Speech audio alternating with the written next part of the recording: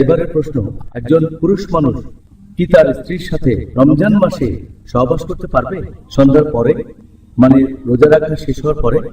প্রথম দিকে যখন মুসলিমদের জন্য রোজা রাখা ফরজ করা হলো, আল্লাহ বলেছেন পবিত্র কোরআনে সূরা বাকারা অধ্যায় নম্বর 2 আয়াত নম্বর 185, রমজান হলো সেই মাস যে মাসে পবিত্র কোরআন নাযিল হয়েছে মানুষের পথের দিশারি হিসেবে এবং সৎপথের স্পষ্ট নিদর্শন ও সত্য মিথ্যের পার্থক্যকারী রূপে।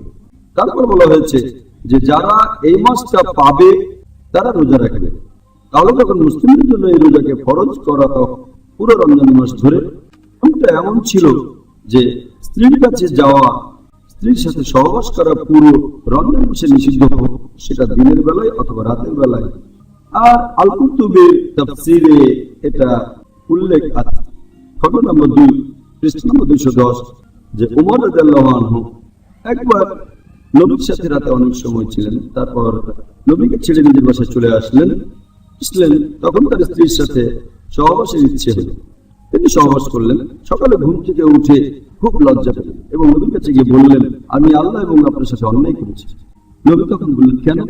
কারণ আমি স্ত্রীর সাথে সহবাস করেছি, আমার ইচ্ছা হয়েছিল, তখন স্ত্রীর কাছে গিয়েছিলাম, তার সাথে বিছানায় গিয়েছি, তার সাথে সহবাস করেছি।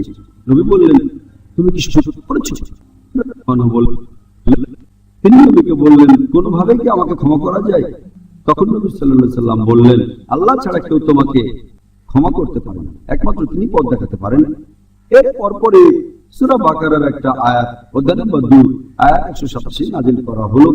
বলা হলো, সিয়াম তোমাদের জন্য স্ত্রী সহবাস করা বৈধ করা হয়েছে,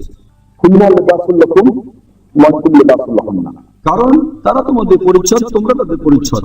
আয়াতটাতে আরো বলা হয়েছে যে আল্লাহ জানেন সময়ে নিজেদের সাথে অবিচার করছিল, আল্লাহ তোমাদের ক্ষমা করেছেন, এখন থেকে তোমরা স্ত্রীদের সাথে সহবাস করতে পারবে এবং আল্লাহ তোমাদের জন্য যা বিধিবদ্ধ করেছেন তা কামনা করো। তোমরা পানাহার যতক্ষণ রাতের কালো রেখা থেকে সকালের সাদা রেখা স্পষ্ট না হয়, তারপর সিয়াম পূর্ণ করো সূর্যাস্ত পর্যন্ত, রাত না হওয়া পর্যন্ত। তাহলে আয়াতটা যখন নাযিল হলো সূরা বাকারা অধ্যায় 2 আয়াত 187, সেই সময় থেকে রমজান মাসে রাতের বেলায় মুসলিমদের জন্য সহবাস করা বৈধ হয়ে গেল।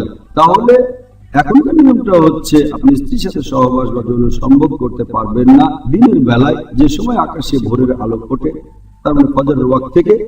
তবে সূর্য ডোবার পরের সময় থেকে ভোর হওয়ার ঠিক আগে পর্যন্ত, ফজরের নামাজের আগে স্ত্রী সহবাস করতে পারবেন, এটা বৈধ, এতে কোনো সমস্যা নেই।